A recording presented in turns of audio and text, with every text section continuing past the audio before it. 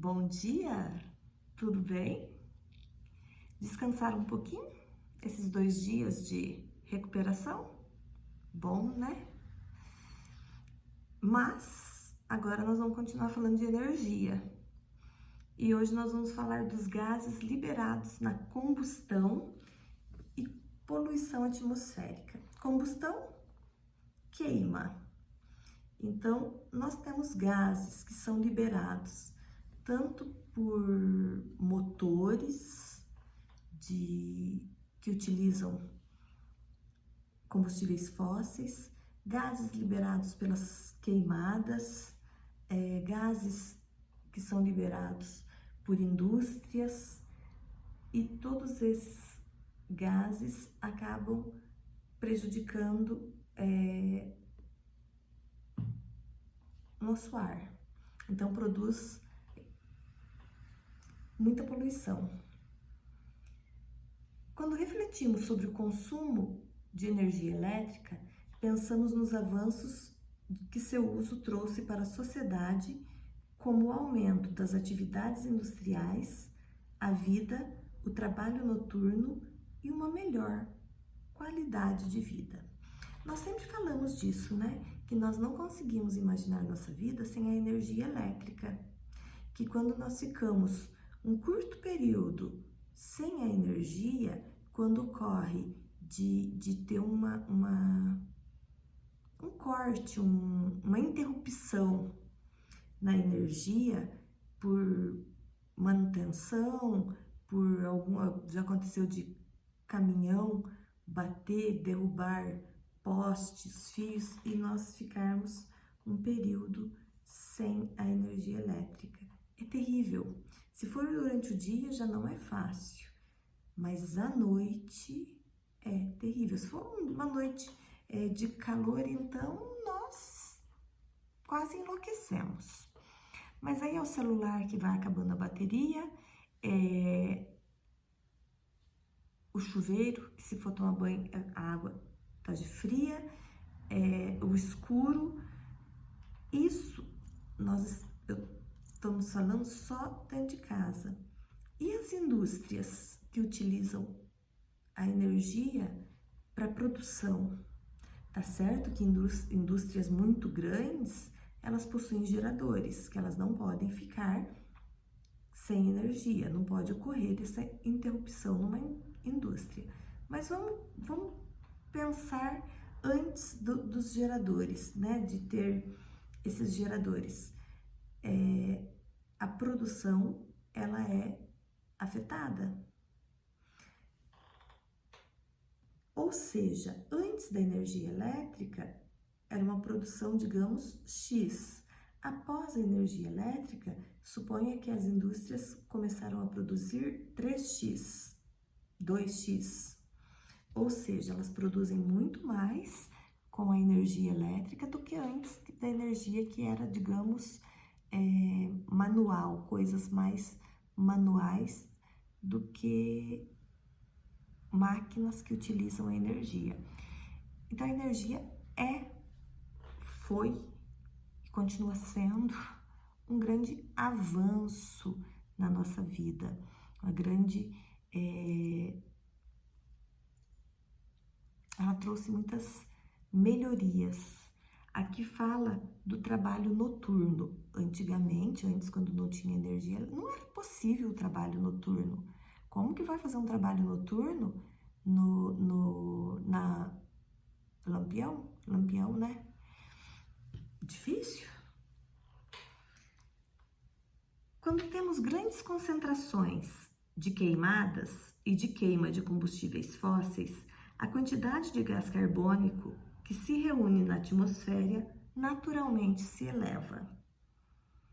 Além do gás carbônico, outros gases são jogados na atmosfera pela intensificação do uso desses combustíveis.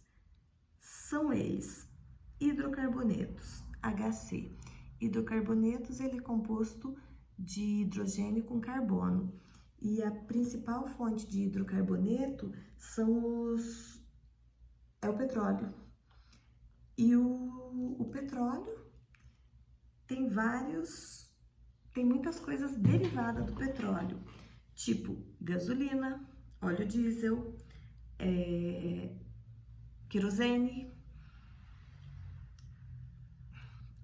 para sumir o nome do plástico lá, para produção do plástico, mas para produção do piche, do asfalto. Então, tem muitos derivados de petróleo. Libera que o petróleo é a principal fonte do hidrocarboneto, é o petróleo. Óxido de nitrogênio. O óxido de nitrogênio, o processo mais habitual dele é a combustão em altas temperaturas.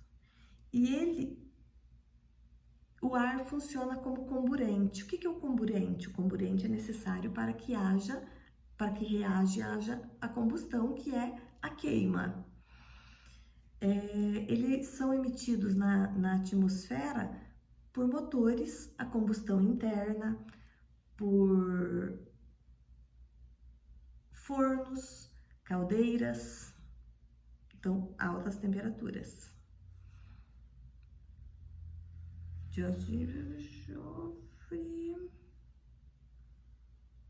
Dióxido de enxofre.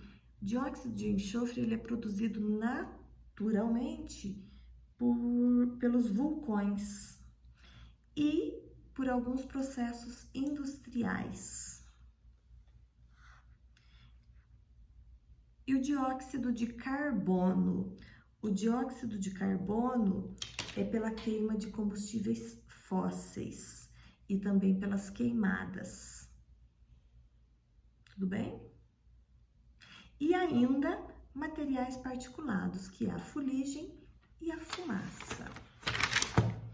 Chuva ácida. Todo mundo já ouviu falar da chuva ácida, né? Olha, a primeira chuva que dá depois de um longo período de seca é chuva ácida. Não necessariamente, tá bom? Não é bem assim. Quando o dióxido de nitrogênio e o dióxido de enxofre se combinam com o vapor de água existente na atmosfera, formam-se os ácidos nítricos, sulfúrico e corrosivo. A mistura desses ácidos com as partículas da chuva gera chuva ácida. A chuva ácida é proveniente das erupções vulcânicas. Pode provocar o empobrecimento do solo e machucar as plantas já existentes, além de causar sérios problemas aos seres vivos. Chuva ácida não é novidade para vocês, para ninguém. Nós já estudamos isso há alguns anos atrás, mais detalhado. Efeito estufa. Efeito estufa, então, desde que vocês se conhecem por gente, é falado do efeito estufa. O que muitas pessoas ainda se confundem é que o efeito estufa, acham que o efeito estufa é prejudicial para nós. E ele não é. Se não fosse o efeito estufa, não seria possível a vida na Terra, certo? Quando o calor emanado pelo Sol em forma de radiação atravessa a atmosfera da Terra, acarreta um aquecimento da superfície terrestre. Pelo processo de reflexão, parte dessa radiação volta à atmosfera, ficando presa nas camadas mais baixas. Essa prisão da radiação acontece porque os gases do efeito estufa dificultam a passagem do calor para fora da atmosfera terrestre. Esse acontecimento é conhecido como efeito estufa. A radiação, aí pelo processo da reflexão, algo, digamos, que bate e reflete, e ele volta. O espelho é um reflexo. Eu falo, ele não chega, eu não bato nele para minha imagem, para ser refletido a minha imagem, mas é como se fosse esse processo. O efeito estufa é um fenômeno natural e importante para a vida que conhecemos. Isso porque sem o efeito estufa, a temperatura da Terra seria baixa, o que certamente dificultaria a nossa existência no planeta e eliminaria algumas espécies de plantas e animais. Aí nós temos uma imagem onde tem as flechinhas que indicam a reflexão. Em consequência do aumento da quantidade de gases do efeito estufa na atmosfera, o impedimento da passagem do calor para o espaço tem crescido. Se ele não consegue sair, ele bate e volta, claro que tem aumentado o calor. Imaginem um carro no sol a tarde toda. O calor entra por radiação, porém ele não sai. Por que quando nós abrimos o carro, dentro do carro tá muito mais quente do que fora? Tá aquele ar, aquela coisa quente, abafado, horrível ficar lá dentro. O efeito estufa é mais ou menos isso, porque o calor entrou, mas ele não saiu. Tudo bem? Como o calor fica retido na atmosfera, o efeito estufa age de forma mais potente, o que, por sua vez, aumenta a temperatura da Terra cada vez mais, causando o aquecimento global. O impacto do contínuo aquecimento da superfície da Terra é gigante, já que acarreta o derretimento das calotas polares e, consequentemente, o aumento do nível do mar, que poderá submergir algumas cidades. Devido ao calor, vai derreter as calotas. Já está derretendo mais, num processo mais rápido. As calotas, água. A água vai para o mar sobe, pode submergir cidades, ou seja, a cidade vai ficar lá embaixo. Além disso, acontece a desregulação dos períodos chuvosos, ou seja, antigamente a época de chuva, de seca era muito controlada. Hoje não. Hoje chove quando é para fazer seca, faz seca quando é para chover. Então, o período de chuva ele é desregulado. Desregulando o período de chuva, consequentemente, teremos períodos alguns períodos de muita seca também. Isso tudo é consequência do efeito estufa, tá bom? Para diminuir o impacto do aquecimento global, é necessário diminuir as áreas de desmate e, principalmente, diminuir a queima de combustíveis fósseis das grandes indústrias e dos automóveis. Infelizmente, nós ainda não temos muito essa consciência de diminuir o uso e principalmente do carro. Nós somos muito dependentes hoje em dia do carro, da moto, tudo que utiliza combustível, que vai haver a queima. Ah, prof, mas eu só utilizo biocombustíveis. Ah, tudo bem, a emissão de gases é diferente, mas são poucos ainda em relação aos de origem fósseis. E são os de origem fósseis que são os mais prejudiciais.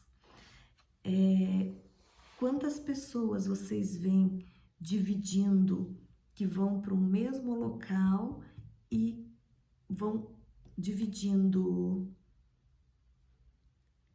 carona? Tipo, hoje vamos no meu carro, amanhã vamos no seu, estamos indo para o mesmo lugar. Porém, cada um vai no seu carro. Não, existe muito Nós vamos para o mesmo lugar, porém cada um no seu carro. Isso aqui é um pouco de falta de consciência. E nós fazemos isso. Nós fazemos muito isso. Formação de dióxido de carbono. Lembrando que dióxido de carbono não é o mesmo que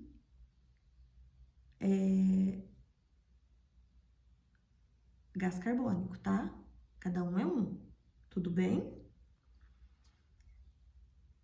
Diversos processos de geração de energia envolvem a combustão de matérias ricas em carbono, combustíveis fósseis e biomassas. Nesses processos, o carbono presente no combustível é convertido em óxido de carbono. Aí tem uma fórmula da qual eu não vou falar dela agora, tá? Nos últimos anos, a formação desses gases está aumentando em todas as regiões do planeta. Níveis altos de dióxido de carbono podem levar ao desenvolvimento de doenças respiratórias, como rinite, asma e câncer de pulmão.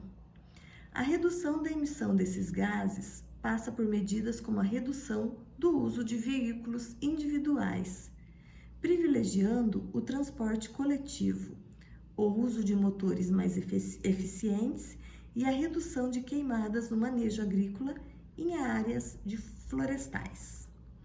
O uso de combustível de origem vegetal, como o álcool e o biodiesel, também é uma medida importante.